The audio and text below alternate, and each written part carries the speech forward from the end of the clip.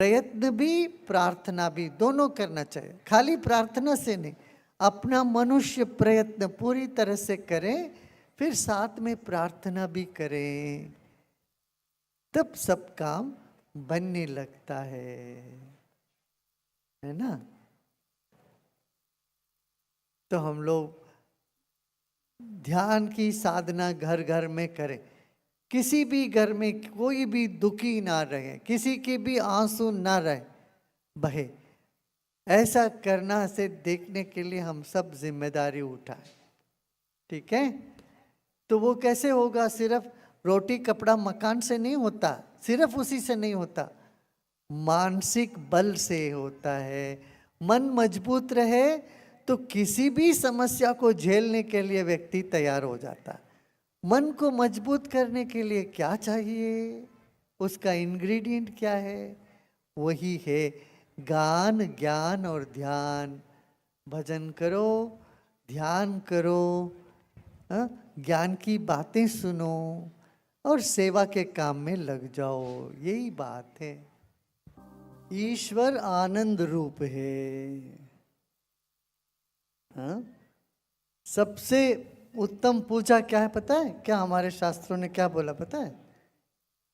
कीन प्रकारेण जैसे भी यस्य कस्यापि देहिनाम, किसी भी व्यक्ति के जो शरीरधारी है, न सिर्फ व्यक्ति नहीं, पशु पक्षी प्राणी सब, संतोषम जनयेत प्राज्ञा, उनके भीतर खुशी पैदा करो, संतोष पैदा करो, तदेव ईश्वर पूजनम, वही ईश्वर की पूजा है। सब में खुशियों को बांटना है। वो कैसे बांटोगे? कोई आदमी दुखी रहना चाहता है तो क्या करोगे तुम? और उनको कुछ भी दो फिर भी दुखी रहते हैं। ऐसा कितने लोगों का अनुभव है? हाथ उठाइए, देखते हैं। देखो, ज्ञान के बगैर मन साफ नहीं होता। जैसे स्नान के बगैर शरीर साफ नहीं होता। शरीर को साफ करने के लिए क्या करना पड़ता? पानी से नहाते। ऐसे ज्ञान के बगैर बुद्धि नहीं साफ होती, भाव के बगैर मन नहीं शुद्ध होता। हाँ, सही सही भोजन करे तो शरीर शुद्ध रहता है। शरीर शुद्धि, मन की शुद्धि, बुद्धि की शुद्धि, ये सब प्राण की शुद्धि से शुरू होती है। गहरी से सांस लो, छोड़ो, प्राणायाम करो थोड़ी देर, 5 मिनट 10 मिनट प्रतिनित्य करेंगे तो ताजगी रहती है। कितने भी काम हो उनके बीच में भी हम ताजगी का अनुभव कर सकते हैं। करोगे ना सब? सब लोग पीछे?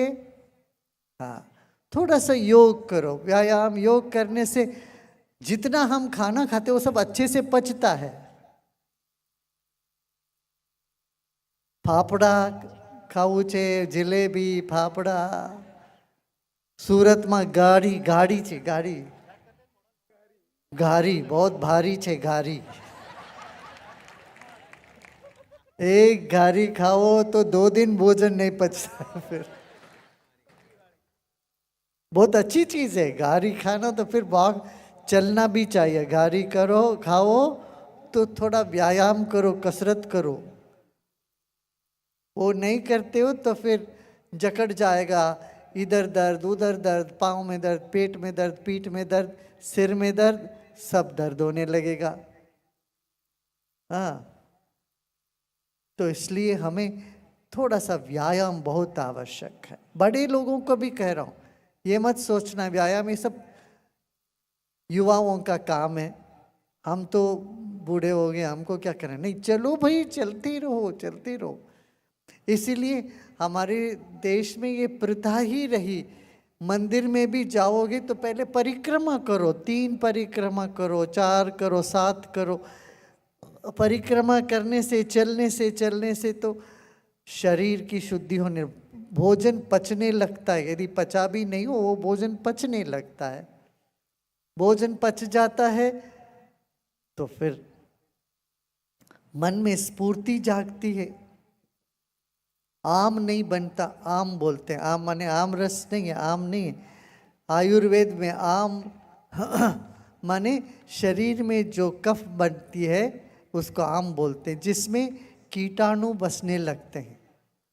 उससे हमें अपने आप को दूर करने के लिए कहते कि ये आपको पानी पीना चाहिए अच्छे से। रोज सुबह उठते थोड़ी देर आप आधा ग्लास 1 ग्लास अल्कलाइन पानी पियो। अल्कलाइन पानी पता है क्या है?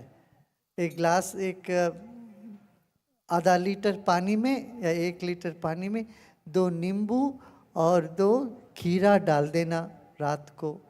सुबह वो पानी थोड़ा सा कड़वा होता है, थोड़ा सा खट्टा होता है, थोड़ा सा आधा ग्लास वो पानी सुबह पी ले, 1 ग्लास पानी पी ले, तो शरीर में जो इतना एसिडिटी होती है वो सब थमने लगता है।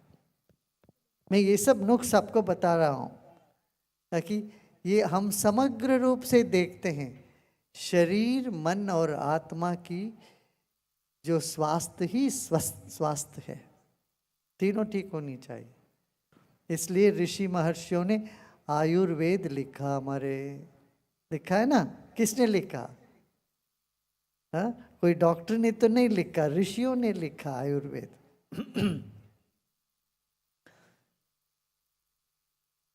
और स्वास्थ्य वृत्त कहते हैं, उसमें यही है, प्रतिनित्य प्रार्थना करो। प्रार्थना करने से हमारे जीवन की ऊर्जा उठती है। जैसे किसान क्या करता है, देखो आज बीज कोश का अनावरण किया, इतने 5000 तरह के बीज है गुजरात में। ये बीजों को संरक्षण करना है, हमें बीजों को बचाना है। नहीं तो ये बड़े बड़े जो विदेशी कंपनी आती, एक तरह की बीज दे देते हैं, उसी को हम उगाते रहते हैं, फिर हमारा बीज नष्ट हो जाते हैं। भारत में ऐसे ऐसे बीज है, देखो क्या क्या है अपने यहाँ। ऐसे 27 तरह तरह की जड़ी बूटी जो लुप्त हो गया है, उसको अपन लोगों ने बचाया है। उसमें से संजीवनी बूटी भी एक है जो हनुमान जी लेके आए हिमालय से, और बेंगलुरु आश्रम में वो संजीवनी बूटी भी मिल गई।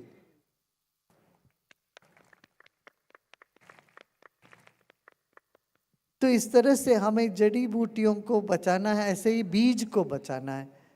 बीज कोश इसलिए बनाया, किसान अपने देशी तरीके के बीज को बोए, इससे जो हमारी वैविध्यता है बीज का, इसको हम संरक्षण कर पाएंगे। हाँ, तो आहार शुद्धि, फिर सत्व शुद्धि। सत्व शुद्धि माने बुद्धि शुद्ध रहना चाहिए। बुद्धि शुद्ध रहने के लिए ज्ञान, और ज्ञान क्या है? देखो, जीवन देखते देखते समाप्त हो जाएगा। कितने लोग आप देखते देखते मर गए, मर गए कि नहीं? कितने लोग मर गए। अब हम भी कहाँ रहेंगे यहाँ हमेशा, आप लोग सब भी तो मरने वाले ही हो एक दिन। जीवन नश्वर है, ये सब समाप्त हो जाएगा, पर्दा लग जाएगा, ये सीन खत्म हो जाएगी। इस बात को हमें याद दिलाना चाहिए बार बार। ये याद आ जाए तो मन को कोई नहीं दुखी कर सकता है। सुन रहे हो क्या पीछे? सामड़ो।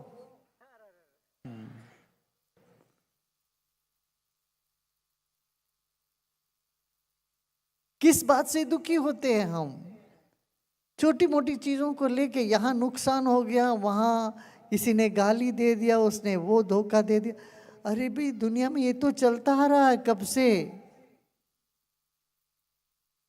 और दूसरों के गलती के लिए आप नाराज होते रहोगे, चिंतित रहते रहोगे, तो आप अपने को सजा दे रहे हो, अपने को पनिश कर रहे हो खुद को। ये छोड़ दे। हाँ, जो आपको करना करो, मगर किसी को थप्पड़ भी मारना हो तो क्रोध से नहीं, मुस्कुराते मारना है। यही अर्जुन को सिखाया भगवान कृष्ण ने। योगस्थ कुरु कर्माणि संगम त्यक्त्वा धनंजय। तुम योग में स्थित होकर के काम करो, क्रोध से नहीं, द्वेष से नहीं, ईर्ष्या से नहीं। युद्ध भी करना हो बुद्धि से करे।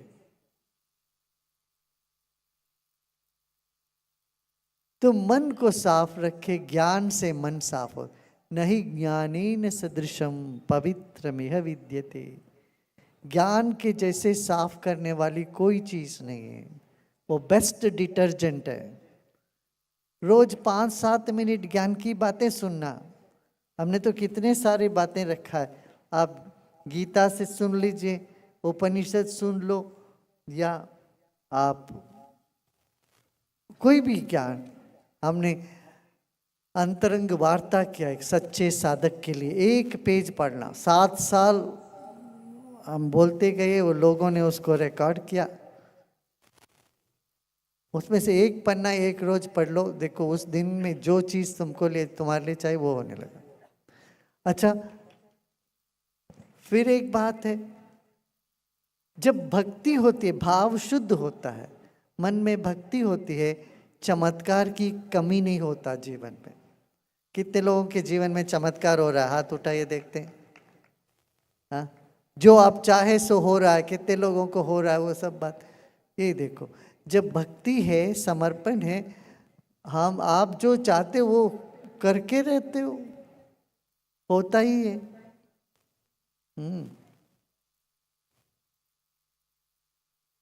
किसी के मन में संकल्प है गुरुदेव को माला पहनाना, इतने भीड़ में मैं कैसे करूं? वहां पहुंच ही गए, माला दे ही दिया, मैंने पहन ही लिया। पहन ही लिया कि नहीं? तो आप में इतना बल है, उसको नजरअंदाज नहीं करना, कम मत मानना। हाँ, भाव शुद्ध, और भजन से, कीर्तन से भाव शुद्ध होता है।